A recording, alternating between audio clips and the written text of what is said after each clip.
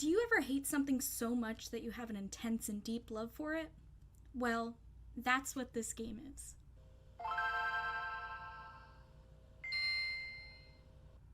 Buenos dias, mis bebés. My name is Panacea, and today we are going to take a look at the remastered version of a childhood favorite, Spongebob Squarepants Battle for Bikini Bottom, Rehydrated. So let me start the video off by saying that this game makes me want to jump off a cliff. I mean, the graphics are pretty, yeah, and it helps distract the player from the fact that they want to rage quit every 5 seconds, but the controls are wonky, the mechanics of the game sometimes fail, and the enemies can be frustratingly placed throughout certain areas of the game, making it almost impossible to move on to the next level. As harsh as all that sounds, the game is actually super entertaining. The game begins when Plankton decides to create a bunch of robots to do his bidding, only to realize that he accidentally set their programming to not obey. Meanwhile, we see SpongeBob and Patrick hanging out and wishing robots were real. Come the next morning, SpongeBob's house is completely wrecked by Plankton's rogue robots. The goal of this game is to unlock access to the chum bucket by obtaining golden spatulas throughout each level of the game, but logically, this makes zero sense, and the player has almost no motivation to complete this task, and here's why. Each level is a setting we're familiar with from classic SpongeBob episodes such as Jellyfish Fields, The Mermalair, and Goo Lagoon.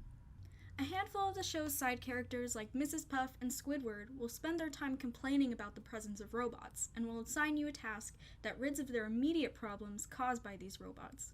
If you complete said task, they will reward you with 1 golden spatula. Now keep this in mind.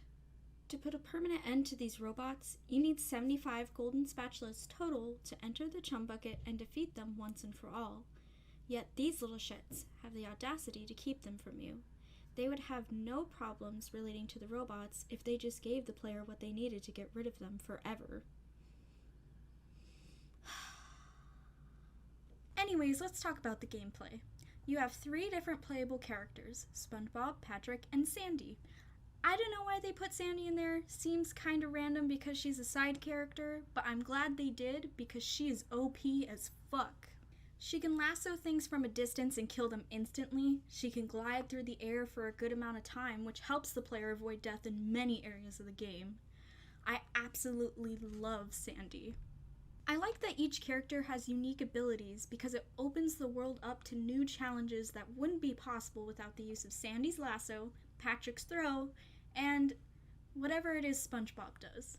As cool as everyone's powers may be, they end up feeding into the poor level design of being confused as to what character you're supposed to be. To change characters, the player must find a bus stop. The bus stops can be awkwardly placed, and usually send the wrong message as to who you're supposed to be for their specific abilities. For instance, I'll be playing a level as SpongeBob. I'll see bus stop and assume I'm supposed to switch characters, only to reveal that this section I played through partly as Sandy really requires the use of SpongeBob's power known as the Bubble Bowl. A notable part of this game is that you can earn golden spatulas by giving Mr. Krabs shiny objects, the game's currency, and by giving Patrick lost socks. If you get too frustrated with one level, like I have, you have the option of easily getting another spatula and moving on to the next level. Oddly enough, I feel like the levels themselves are harder than any of the boss battles in this game. Every boss in this game usually follows a simple pattern of jumping and hitting the enemy with an attack. Meanwhile, I've died way too many times in Jellyfish Fields due to the fact that there is a robot that shoots you on the edge of a cliff, making it impossible to advance in the level. The last thing I want to mention is the camera. The camera in this game will absolutely ruin your life. When jumping high in the air, the camera is limited to the top-down angle. Barely being able to move it makes it hard to see, and you end up dying more often than you should. Some of the poor controls and design make this game charming in a way because it's very reminiscent of what video games were like back in the day. The goofy logic of earning golden spatulas through serving the citizens of Bikini Bottom definitely adds to the SpongeBob atmosphere. As bad as this game is, there's something about it that makes the player want to keep coming back for more. Thanks for watching my video. Check the description box down below for some charities you could donate to or petitions you could sign. If you'd like, subscribe to my channel for more video game related content.